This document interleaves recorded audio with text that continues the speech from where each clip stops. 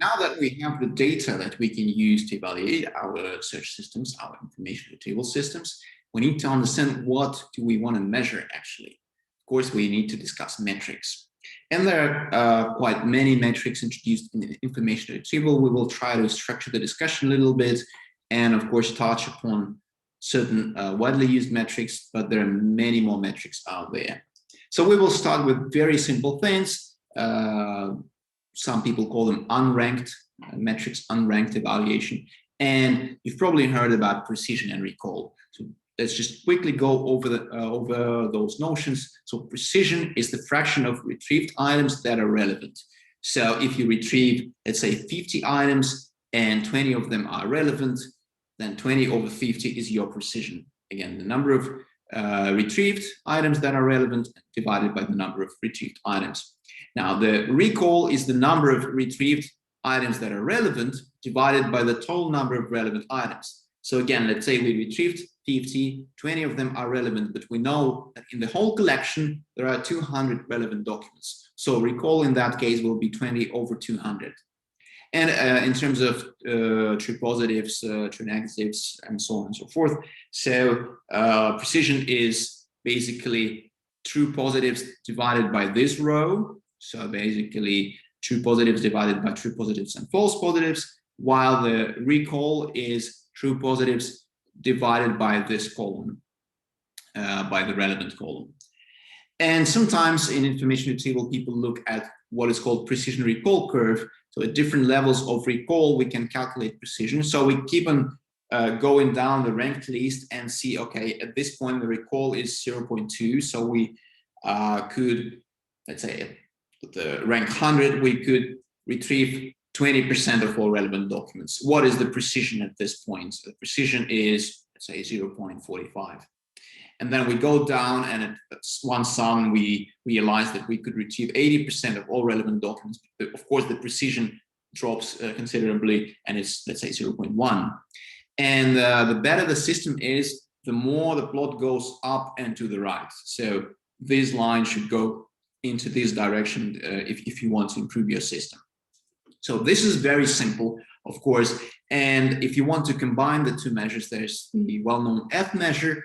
The general formulation is like this, where P is precision and R is recall. What we usually use, we use the equal contribution from precision and recall. So we use the F1 measure, which has these particular values of parameters. And this is just 2 by precision by recall divided by the sum of precision and recall. So you can use P, R, and F1 for your unranked evaluation, which is very simple. Now, of course, there is the problem. There is a clear problem even in the title of this group of measures. It doesn't consider ranking into account. And what we do in information retrieval, we really rank documents according to each other, with respect to each other. So if you only want to retrieve a set of documents and you want to assess them as a set, there's no ranking, then precision and recall are good. But if you want to put them, okay, this is the top, this is the bottom, and these are in between, then you want to go with what's called ranked evaluation. And for ranked evaluation, what you can do easily, you can just say, I want to calculate precision at rank K and recall at rank K, and do this for every rank, for example. So precision at 1, precision at 5, precision at 10, and so on and so forth. So what happens, you say, I retrieve K documents. That means the number of retrieved documents is K. And then your precision at K will be the number of relevant documents out of K. So if your K is 10 and there are 3 relevant documents there, then it's 3 divided by 10. And for recall, it doesn't really matter. The formulation is almost the same as before. Now, there are measures that explicitly take ranking into account, and one of the simplest measures is a reciprocal rank, which is 1 over rank of the first relevant item. So it only considers the first relevant item.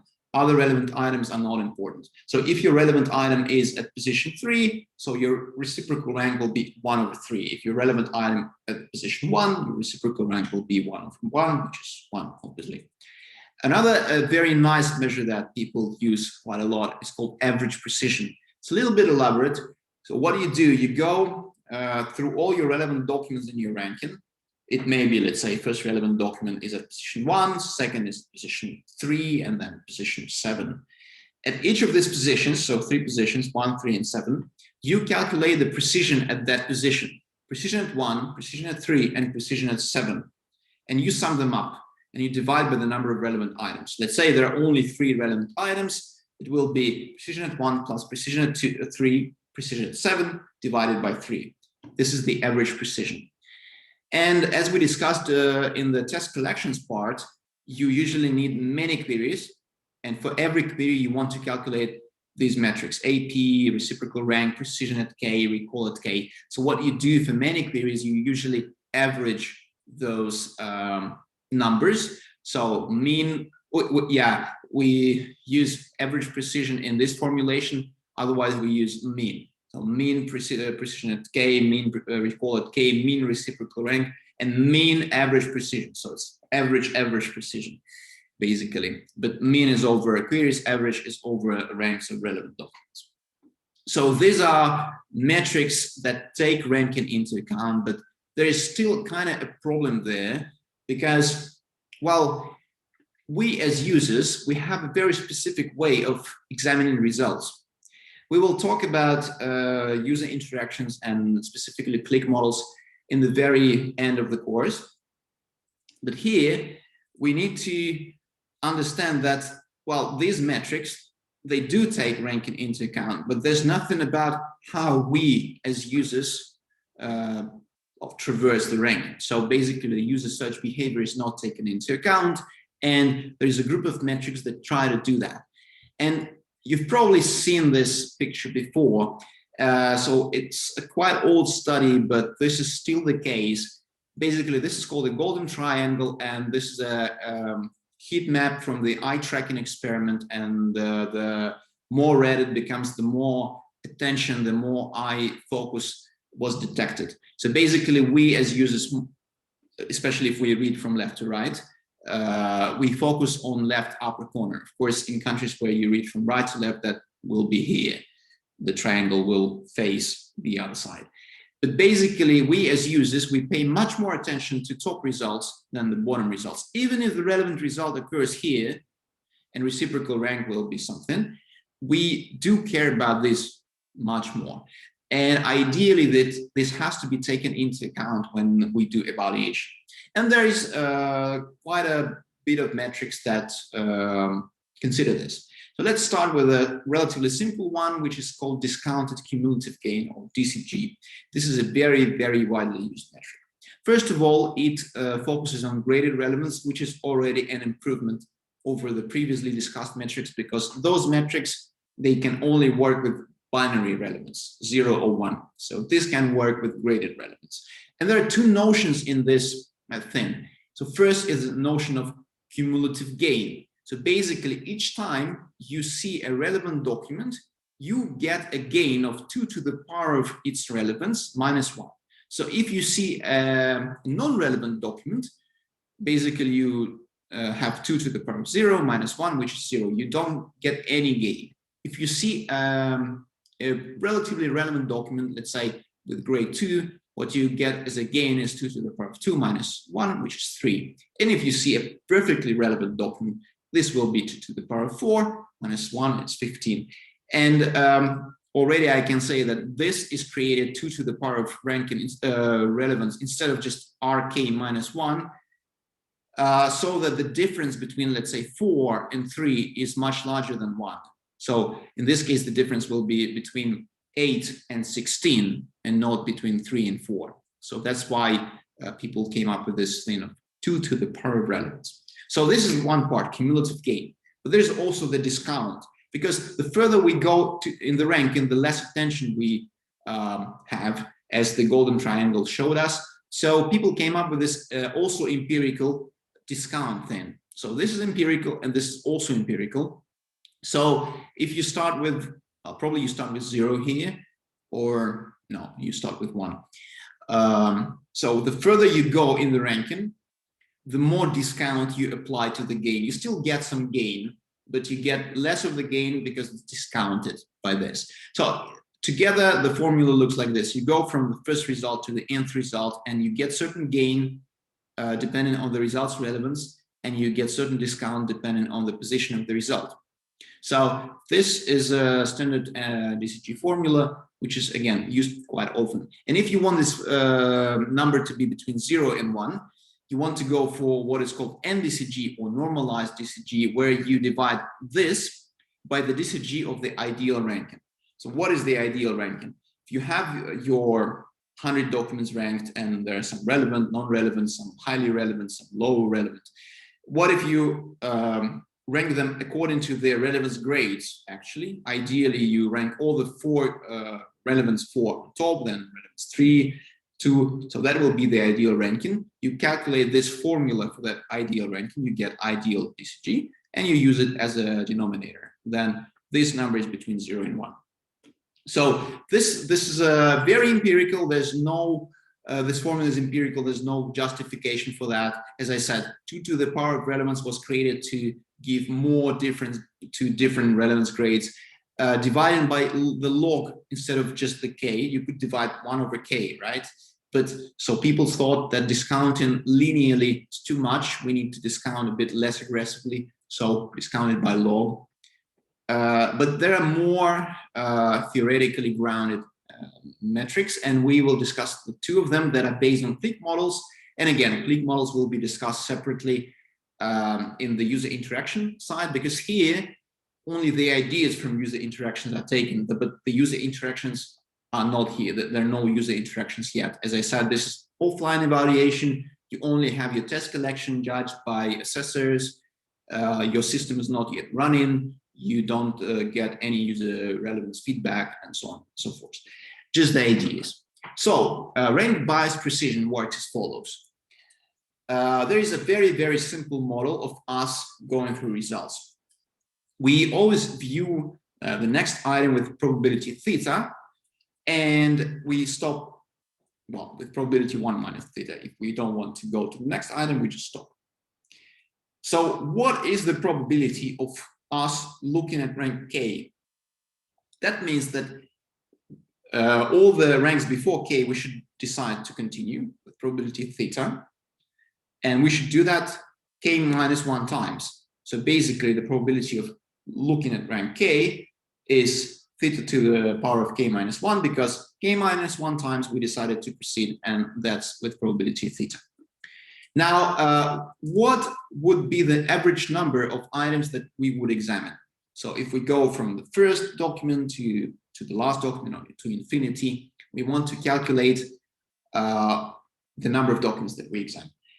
So basically for each position, k, we need to, first of all, well, to look at that position, to stop at that position, and then we multiply by k, because that's the average number of examined documents, or expected number of examined documents. You can say this can be seen as an expectation. So again, we need to go down to k, we need to stop at k, and then we multiply by k. And this we just calculated as theta to the power of k minus 1. What is the probability of stopping at k? It's just 1 minus theta. So basically, this is just that. And this happens to be 1 divided by 1 minus theta, if theta is between 0 and 1. And well, since this is a probability, it is between 0 and 1. So basically, the average number of examined items under this simple model is 1 over 1 minus theta. So we will come to the metric very soon. Please hold on. So now we get back to this notion of utility or gain. For the DCG, it was called gain. Here we call it utility. What is the utility at rank k? We only get utility if we look at rank k. Otherwise, we can get utility from that document. And the utility in this case is equal to the relevance of the document. So if we look at the document in rank k, we get its full utility, which is its relevance. Now, this we already calculated, right? So this is theta to the power of k minus 1. And this is the utility of the document at a certain position for us as users. Now, what is the average utility for all results? We just sum all the utilities for all the ranks, and we divide by the expected number of examined documents. Both we know, and this is just that. So basically, this is the rank bias precision the formulation of the metric, which is derived kind of theoretically from an assumed user model. And a user model is simple. We proceed with probability theta, we stop with probability 1 minus theta, and if we read a document, we get its utility, which is equal to its relevance. So this is how you can derive metrics from user models. In this case, of course, there is a parameter theta that you need to set.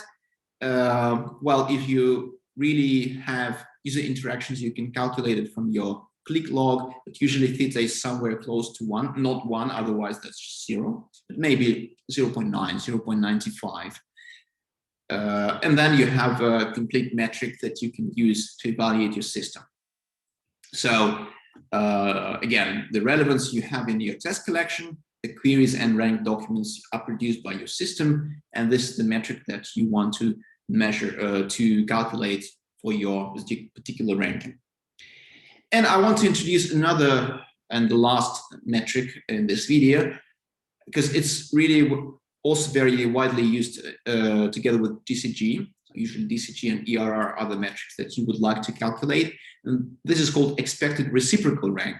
And we already talked about reciprocal rank before. Now we want to calculate the expectation of that.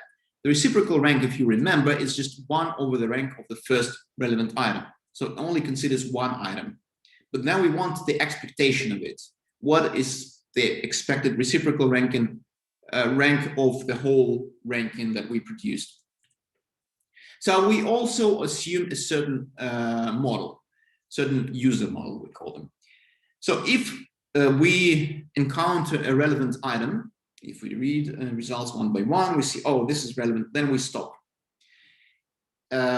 And that's where we calculate the reciprocal rank. We just stop, and 1 over that rank is reciprocal rank.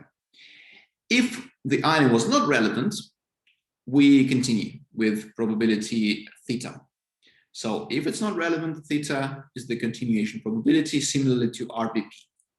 Now, what is the probability that we look at a document at rank K? By the way, here the R is not really a relevance grade. That's important to keep in mind. This is a number between 0 and 1. So we need to convert relevant grades into numbers between 0 and 1 in a certain way. For example, divide by the maximum. So what is the probability that we actually reach the rank K? So obviously, all the documents before K should be non-relevant. So they should be 1 minus RK for all the, well, ranks before K. And we should continue with probability theta. So it's a product from 1 to K minus 1 of 1 minus Ri. So everything before K should be non-relevant. And we should decide to continue with probability theta. And well, what is the probability that a reciprocal rank is equal 1 over K? That means that we reach the rank K, we stop there, and that's it basically. So it's exactly this probability that we look at K, but we also need to stop there for the item to be relevant. So we multiply this by the relevance, or well, something between 0 and 1, which represents relevance. So this is the probability that the reciprocal rank will be K. And now we can calculate the expected reciprocal rank, which is, well, the standard definition of expectation, 1 over K by the probability of reciprocal rank being 1 over K. This we calculated on the previous slide. So it's this long formula. And again, there's this parameter theta that is also usually close to 1. So basically, we started with a certain user model that is a little bit more complex than the one for RBP, because now there is relevance, there is, we continue only if the document is not relevant. Before we continued with probability 1 minus theta for RBP, and for ERR, we continue with probability 1 minus R by theta. And so we have this formula, which is called ERR, expected reciprocal rank. Theta is close to 1, sorry. And again, this is a very widely used formula for evaluation of ranked results, especially in web search.